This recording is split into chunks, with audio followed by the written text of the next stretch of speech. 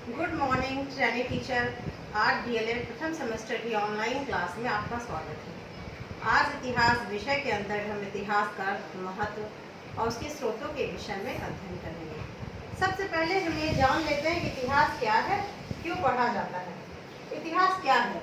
ज़्यादातर लोगों का मानना है कि इतिहास पुरानी घटनाओं का लेखा जोखा है। इतिहास पूर्व में घटित घटनाओं की जानकारी देता है, लेकिन वास्तविकता यह है कि इतिहास सिर्फ कल के बारे में नहीं बल्कि आज के बारे में भी बताता है। हमसे बहुत पहले जो लोग यहाँ आए, उनका समाज कैसा था, उनकी राजनीतिक प्रशासनिक व्यवस्था कैसी थी, उन्होंने अपने युग की समस्याओं से कैसे निजात पाई, उनकी राजनीतिक प्रशासनिक व्यवस्था की सीख जो है वर्तमान में भी हमें लाभ देती है। उन्होंने कौन सी ऐसी भूलें की जो हम ना करें, इस बारे में भी इतिहास से ही जानकारी प्राप्त होती है। इतिहास पढ़कर ही हम यह समझ पाते हैं कि आधुनिक दुनिया सदियों से हो रहे बदलाव का परिणाम है। इस प्रकार इतिहास की परिभाषा के रूप में हम देखते हैं तो निरंतरता एवं परिवर्तनता का क्रमबद्ध अध्ययन ही इतिहास है। प्राचीन भारतीय इतिहास के स्रोत। इतिहास के स्रोत का अर्थ इतिहास की जानकारी कहाँ से प्राप्त होती है। तो इतिहास के स्रोत के रूप में दो स्रोत हैं, पुरातात्विक स्रोत, साहित्यिक स्रोत। पुरातात्विक स्रोत का अर्थ होता है खुदाई से प्राप्त हुए। पुरातात्विक स्रोतों के अंतर्गत अभिलेख, सिक्के, मुहरे, स्मारक आते हैं। साहित्यिक स्रोत। साहित्यिक स्रोतों में देशी साहित्य, विदेशी साहित्य आते हैं। देशी साहित्य देश के लोगों द्वारा या देश के अंदर में लिखा गया साहित्य। विदेशी साहित्य विदेशी यात्रियों द्वारा लिखा गया। पुरातात्विक स्रोतों में अभिलेख। अभिलेख का आशय है लिखा हुआ।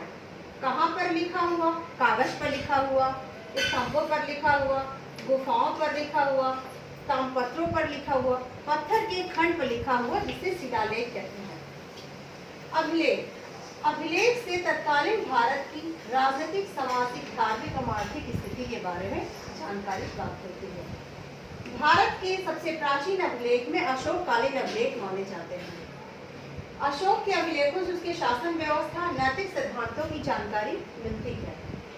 विश्व का सबसे प्राचीन अभिलेख ईरान में स्थित बोगज-कोई अभिलेख माना जाता है। कुछ अभिलेख ऐसे हैं जो प्रशंसा के रूप में लिखे गए, उन्हें प्रशस्ति कहते हैं, जो व्यक्तिगत रूप में लिखे गए हैं। प्रयाग प्रशस्ति, जो कि समुद्रगुप्त के बारे में लिखा गया है। हाथी गुम्फा अभिलेख, जो कि खारवेल के बारे में लिखा गया है। जूनागढ़ अभिलेख, जो कि बुद्ध दामन के बारे में लिखा गया है। एहोल अभिलेख पुलकेशन द्वितीय के बारे में लिखा गया है। साहित्यिक स्रोतों में देशी साहित्य, जो कि देश के अंदर देश के लोगों द्वारा लिखा गया है।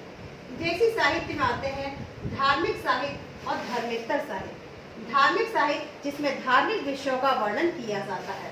धार्मिक साहित्य के अंतर्गत हम पढ़ते हैं वेद, रामायण, महाभारत, बौद्ध साहित्य, जैन साहित्य। वेद। वेदों की संख्या 4 होती है। वेद में ऋग्वेद, यजुर्वेद, सामवेद, अथर्ववेद आते हैं। रामायण। वेदों से ही आर्यों के संबंध में जानकारी प्राप्त होती है। रामायण और महाभारत को महाकाव्य कहा जाता है। रामायण वाल्मीकि द्वारा रचित है, महाभारत वेद व्यास द्वारा रचित है। बौद्ध साहित्य के अंतर्गत हम सूत्र पिटक, विनय पिटक, अभिधम पिटक, इन सब की चर्चा करते हैं और ये आपकी नेक्स्ट क्लास जब बौद्ध और जैन धर्म आंदोलन चलेगा उसमें हम बताएंगे। बौद्ध साहित्य पाली भाषा में लिखा गया है, जैन साहित्य प्राकृत भाषा में लिखा गया है। धर्मेतर साहित्य के अंतर्गत हम अर्थशास्त्र, जो कि धर्मेतर साहित्य का आशय धर्म से इतर लिखा हुआ, इसके अंतर्गत हम अर्थशास्त्र, राजतरंगिणी, अष्टाध्यायी, महाभाष्य का अध्ययन करेंगे। अर्थशास्त्र कौटिल्य द्वारा रचित है, राजतरंगिणी कल्हड़ द्वारा रचित है, अष्टाध्यायी महर्षि पाणिनि द्वारा रचित है, महाभाष्य पतंजलि द्वारा रचित है। अर्थशास्त्र जिसे कौटिल्य ने लिखा है, इस पुस्तक में मौर्य प्रशासन की जानकारी मिलती है। राजतरंगिणी जिसे कल्हड़ ने लिखा है, इसे कश्मीर के इतिहास के विषय में जानकारी प्राप्त होती है। अष्टाध्यायी जिसे पाणिनि ने लिखा है, से मौर्य पूर्व और मौर्यकालीन जानकारी प्राप्त होती है। पतंजलि के महाभाष्य से यवनों के आक्रमण की जानकारी प्राप्त होती है। विदेशी साहित्य, विदेशी यात्रियों के विवरण, इसमें मेगास्थनीज, फायान, गेनसान का नाम प्रसिद्ध है। मेगास्थनीज जो कि यूनानी था, फायान चीनी था, वेनसांग भी चीनी था। मेगास्थनीज, इसकी प्रसिद्ध पुस्तक का नाम है इंडिका। मेगास्थनीज की इंडिका में मौर्यकालीन समाज का वर्णन है। मेगास्थनीज जो कि सेल्कस निकेटर का राजदूत था, ये चंद्रगुप्त मौर्य के शासनकाल में भारत आया था। फायान, ये गुप्त काल में भारत आया था। गुप्त काल में शासक चंद्रगुप्त विक्रमादित्य के शासन में भारत आया था। फायान ने एक यात्रा वृत्तांत लिखी है, उस यात्रा वृत्तांत का नाम है फो क्योंकि। वेनसांग ये हर्षवर्धन के शासनकाल में भारत आया था। वेनसांग ने यात्रा वृत्तांत जो लिखी है उसका नाम है सी युकी। फायान और वेनसांग के भारत आने का उद्देश्य था बौद्ध धर्म की शिक्षा और दीक्षा लेना। तिथि नेट, अब हम देखते हैं जनरली इतिहास में तिथियों का निर्धारण, कुछ तिथि जो है ईसा पूर्व में लिखी होती है और कुछ तिथि ईस्वी में लिखी होती है। आज हम देखेंगे कि ईसा पूर्व ईस्वी का विभाजन कैसे किया जाता है। ईसा पूर्व ईस्वी, ईसा पूर्व को हम इंग्लिश में कहते हैं बीसी लिखा जाता है और ईस्वी को लिखा जाता है एडी। बीसी यानी बिफोर क्राइस्ट, एडी यानी एनो डोमिनी। ईसा मसीह के जन्म के आधार पर हम ईसा पूर्व ईस्वी के का विभाजन करते हैं।